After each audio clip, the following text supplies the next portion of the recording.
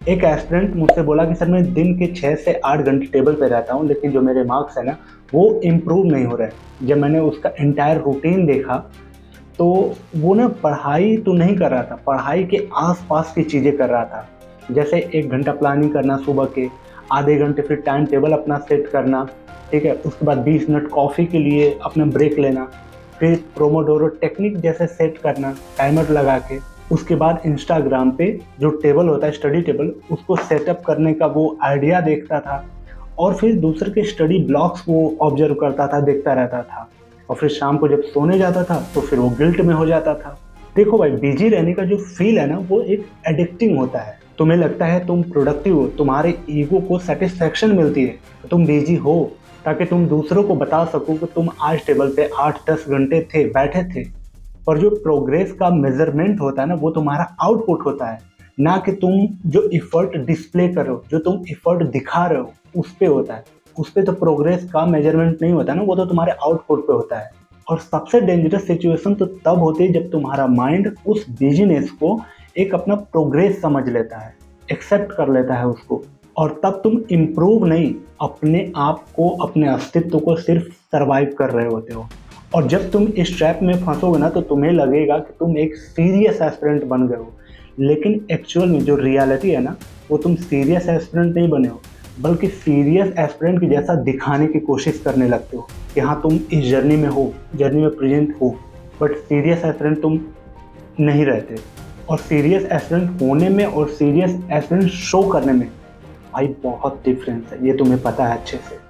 अगर टॉपर के कॉन्टेक्स्ट में देखें तो टॉपर ना बिजी रहते नहीं हैं, बल्कि वो एक्चुअल काम करते हैं। उनको पता होता है कि आउटपुट क्या चाहिए, मुझे इस पर्टिकुलर क्वेश्चन पे कितना टाइम देना है, मुझे कितना एफर्ट लगेगा, मुझे क्या इसमें प्लेस करना है कंटेंट। वो एक्चुअल वर्क करते हैं। वर्क के आसपास की चीज़ें जो मैंने अभी बताया ना, वो जो लड़का कर रहा था, उस तरह की चीज़ों को थोड़ा अवॉइड ही दूर रखते हैं। खैर वो सप्लीमेंट है, लेकिन वो तुम्हारा एक्चुअल रिजल्ट नहीं ला के देंगे। टॉपर का ना परफेक्ट प्लान होगा, ना उनके बहुत ब्यूटीफुल नोट्स होंगे, बट हाँ उनका जो वर्क है ना वो कंप्लीट होगा। जो सीन सिचुएशन डिमांड है, जो उनके सब्जेक्ट की डिमांड है, वो ज़रूर कंप्लीट होगा। उनके ब्यूटीफुल नोट्स आप नहीं देखोगे, उनके बेस्ट परफेक्ट प्लान नहीं देखोगे आप। ये सच है कि फियर ऑफ फेलियर जो होता है ना, उसकी वजह से जो हमारा माइंड है वो सिंपल टास्क में बिजी रहना पसंद करता है। पर ये सच है कि ये जो बिजीनेस है, इसकी वजह से यूपीएससी किसी को सेलेक्ट नहीं करता, बल्कि वो तुम्हारे आउटपुट, वो तुम्हारे रिजल्ट से करता है। अगर तुम इस बिजनेस के चक्कर में फंसे हो, ट्रैप हो, तो सिर्फ तुम इतना करना कि जैसे आज जब तुम सोने जा रहे हो ना अपने टेबल से उतर के, तो सिर्फ अपने आप से इतना पूछना कि आज तुमने ऐसा क्या नया सीखा जो तुम्हें कल नहीं आ रहा था। क्या तुमने ऐसा कोई टॉपिक या कोई ऐसा पेज पढ़ा जो तुम्हारे स्किल को इम्प्रूव किया, तुम्हारे नॉलेज को इम्प्रूव किया, जो तुम्हें कल नहीं आ रहा था। कौन से ऐसे सब्जेक्ट आज तुमने पढ़े, कौन से ऐसे नए टॉपिक पढ़े जिससे तुम्हारी नॉलेज इम्प्रूव हुई।